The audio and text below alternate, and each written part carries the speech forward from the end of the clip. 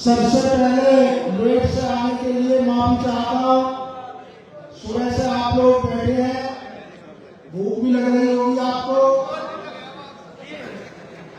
लेकिन जिस तरह आपने प्यार, सम्मान और स्वागत किया उसका दिल की गहराइयों से धन्यवाद, आभार। और सहारनपुर वालों के लिए जहाँ भी हाजिर है, कभी भी आप आजमा के देख लेना। आप तो भाई के लिए भूखा बैठे हो, लेकिन जब सहारनपुर के भाई, सहारनपुर की मेरी टीम कभी भी जब आपको जरूरत हो, जब कभी भी याद करेगी, तो आपका भाई भूखा प्यासा रह के आपकी लड़ाई में लड़ने का पाया है।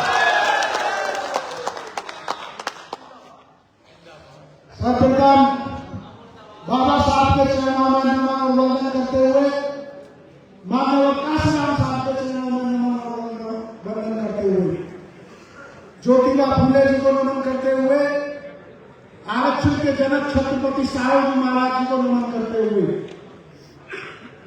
पूज्य सम्राट नील बोध जी को नमन करते हुए, 1857 की क्रांति के जनक धन सिंह कोतवाल को नमन करते हुए, और सहारनपुर और इस क्रांति की धरा जो दारू उलम और मां शकुंतला देवी की गंगा जमुना तहजीब का एक बहुत बड़ा उदाहरण है। सहारनपुर की क्रांति धरती को नमन और वंदन करते हुए मेरे साथ चलकर आए पार्टी के मजबूत स्तंभ, 2 बार से कोर्ट से विधायक मोहम्मद गाजी जी, पार्टी के चेयरमैन, पार्टी की पिलर भाई ब्रजपाल जी, डॉक्टर साहब, प्रदेश के उपाध्यक्ष भीम आर्मी और क्रांतिकारी छोटे प्यारे भाई प्रवीण गौतम और राष्ट्रीय कोर कमेटी के सदस्य भाई अमित ओजस्वी जी, हमारे जिले के जिलाध्यक्ष भाई रविंद्र जी, भीम आर्मी के नौजवान क्रांतिकारी जिलाध्यक्ष सौर्य अम्बेडकर जी, हमारे मिरकपुर के भाईचारा कमेटी के मंडल अध्यक्ष भाई मोहन गुजर जी, भाई अनिश गुजर जी, मेहताब गुजर जी, मुनव्वर भाई, संचालन कर रहे थे हमारे असलम भाई, हमारे बहुत क्रांतिकारी साथी अजीत चौधरी जी, सोनू भाई, हमारे हिमांशु भाई, एडवोकेट प्रवीण भारती जी, हमारे मंडल के प्रभारी पूर्व प्रभारी राजेश मौर्या जी, हमारे सहारनपुर मंडल के प्रभारी आदरणीय बीपी सिंह जी, करणवीर जिला प्रभारी जी, और हमारे नेता भाई सचिन छोटा भाई क्रांतिकारी, और सचिन मुझे हरिद्वार से हमारे साथ चलकर आए सोनू उदगड़ी जी, और इस आयोजन कमेटी के लिए जिन्होंने सदस्यता अभियान की बहुत ही ऊर्जावान भाई दानिश पवार मंत्री, तरसपाल गुजर जी, गौरव प्रधान जी, मेरा प्यारा भाई जसवीर गुजर जी, जिन्होंने इस आयोजन को किया, मैं दिल की गहराइयों से स्वागत करता हूं, अभिनंदन करता हूं। मैं तो नेता नहीं हूं, अपने भाइयों के बीच एक कार्यकर्ताओं की हैसियत से आ रहा हूं। हमारे बहुत सारे वक्ता मंच पर बैठे हैं, बहुत सारे क्रांतिकारी साथी हैं जिनके पास अच्छे अच्छे विचार हैं, अच्छे अच्छे विचार वो हमेशा यशस्वी भाषण देते हैं, भाई सोनू जी, लेकिन आज समय की कमी की वजह से हमारे भाइयों का वो स्पीच नहीं हो पाई, उसके लिए भी मैं अपने भाइयों से, अपने नेताओं से माफी मांगता हूं। और भीम आर्मी और आदर्श समाज पार्टी के लिए 2 लाइन कहने से पहले पूरे देश के करोड़ों लोगों के हृदय सम्राट आदर्श समाज पार्टी के राष्ट्रीय अध्यक्ष भीम आर्मी प्रमुख एडवोकेट चंद्रशेखर आजाद जी को आदर्श और नेता मानते हुए, अपनी भाई और अपनी प्रेरणा मानते हुए 2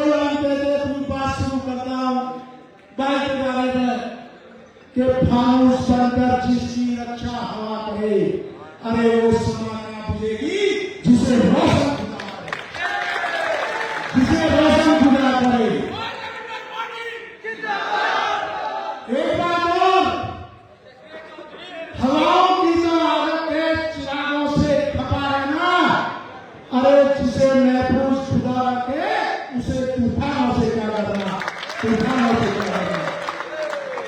आजाद समाज पार्टी और भीम आर्मी और सिंह भाइयों ने आज पार्टी ज्वाइन की है। दिल की गहराइयों से आजाद समाज पार्टी में उनका स्वागत करता हूं, अभिनंदन करता हूं और ये विश्वास करता हूं आपके मान सम्मान को कभी भी ठेस नहीं पहुंचेगी। आपके हक अधिकार की जब लड़ाई होगी तो आजाद समाज पार्टी और भीम आर्मी कंधे से कंधा मिलाकर आपकी लड़ाई लड़ने का काम करेगी।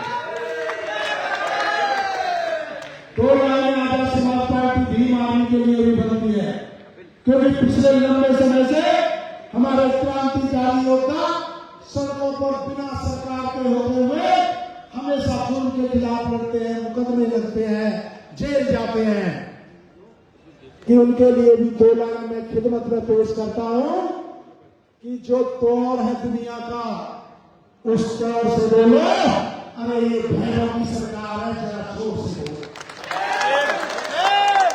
आजाद समाज पार्टी भीम आर्मी एक नाम नहीं है, एक आंदोलन है, एक नीली क्रांति है, एक बहुजन क्रांति है। समतामूलक समाज की स्थापना करने के लिए सामाजिक न्याय और व्यवस्था परिवर्तन की एक लड़ाई है। आजाद समाज पार्टी एक विचार है, आजाद समाज पार्टी एक सोच है। आप व्यक्ति को मार सकते हो, किसी विचार को नहीं। बड़े बड़े तत्व, बड़े बड़े साम्राज्य टूट जाते हैं, लेकिन विचार जिंदा रहते हैं। और एडवोकेट चंद्रशेखर आजाद की एक विचार है, एक सोच है, जिन्होंने देश के अंदर हजारों लाखों चंद्रशेखर आजाद पैदा किए हैं अन्याय के खिलाफ लड़ने के लिए। संविधान निर्माता डॉक्टर बी.आर. अम्बेडकर जी ने कहा था, मैं उस व्यक्ति को शिक्षित नहीं मानता जिस व्यक्ति को ये पता नहीं हो कि तुम्हारा दुश्मन कौन है। दुश्मनी से मेरा मतलब ये नहीं है कि आपकी किसी से गोली चल रही है, लाठी चल रही है, डंडे चल रहे हैं। मेरा दुश्मनी से मतलब है जो आपके हक अधिकार को खा रहा है, जो आपके आने वाली पीढ़ियों के हिस्से के निकाले को खा रहा है, जो आपकी राजनीतिक हिस्सेदारी को खा रहा है। मैं कहना चाहता हूं ओबीसी के भाइयों से, मैं कहना चाहता हूं दलित मुस्लिम और अल्पसंख्यकों से, एकजुट हो जाओ, एकजुट हो जाओ, क्योंकि आपने आपस में किसी के हक अधिकार नहीं छीने, और जिन लोगों ने आपके हक अधिकार छीने हैं, एकजुट होकर ताकत बना के उनको सत्ता से बेदखल कर दो। और ये एकता जमीन पर दिखनी चाहिए, ये एकता बहुजन एकता दिलों में बननी चाहिए, ये संगठन में बननी चाहिए। मुझे आप दोनों हाथ उठा के बताओ कि इस एकता को बनाओगे या नहीं बनाओगे। इस बहुजन एकता को जिसको लेकर एडवोकेट चंद्रशेखर आजाद जी पूरे देश के अंदर दिन रात मेहनत करते हैं, उनकी उस बात को लेकर इस एकता को आपको कामयाब बनाना है।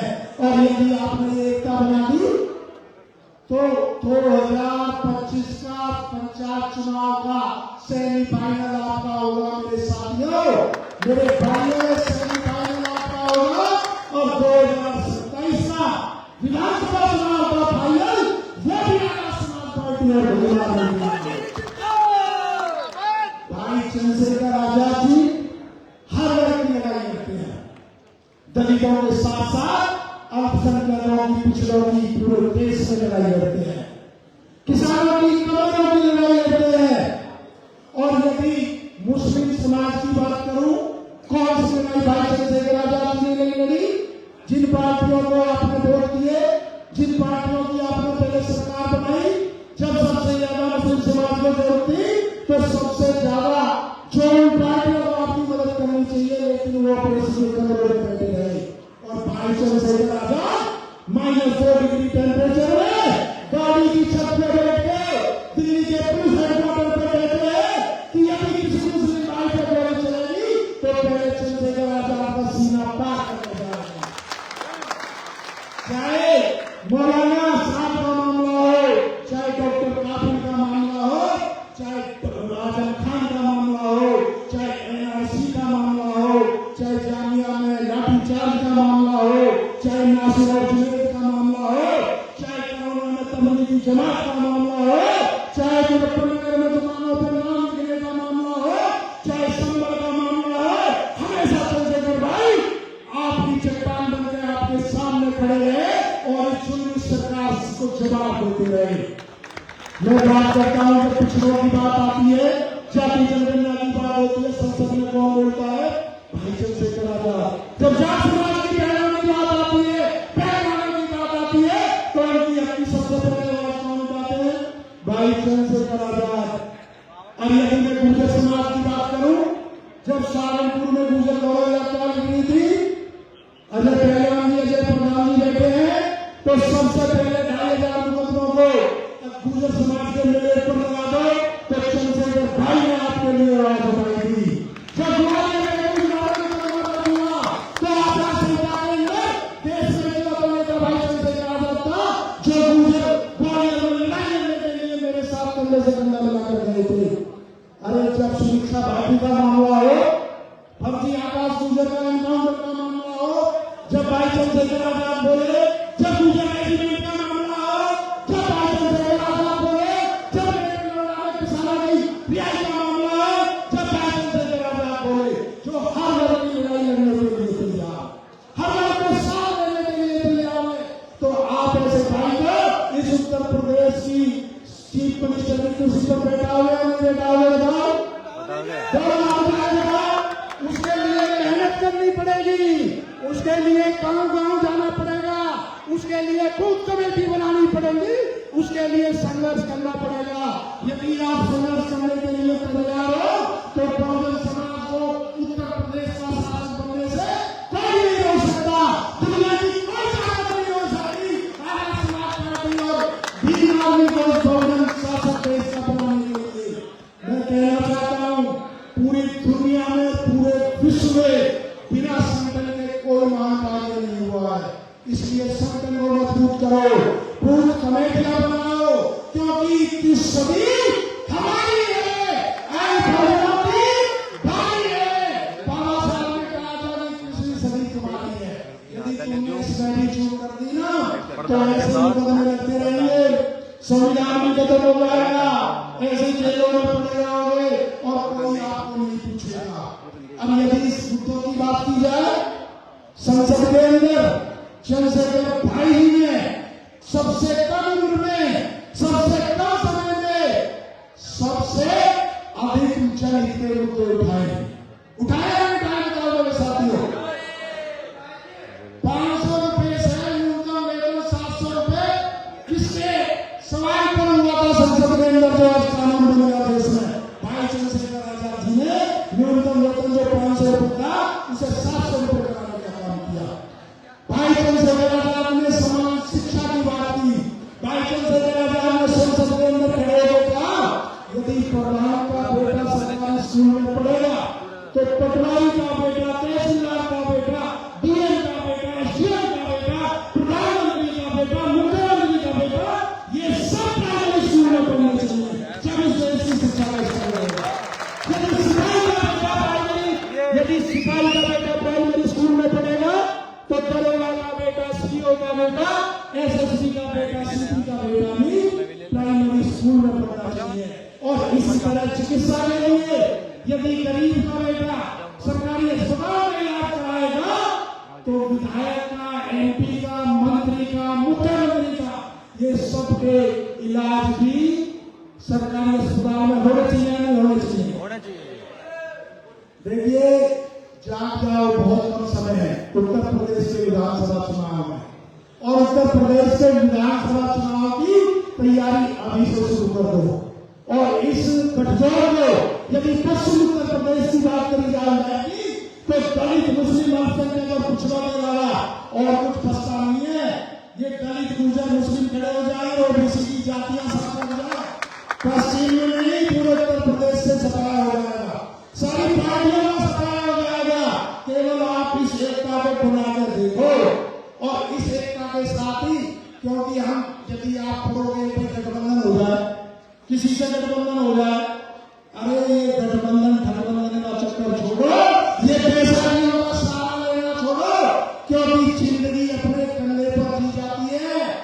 जनाजे दूसरों के कंधों पर जाने जनाजे दूसरों के कंधों पर उठाए जाते हैं। क्योंकि आप लोगों ने सुबह से इंतजार किया, बात तो बहुत सारी आप लोगों से करनी थी, लेकिन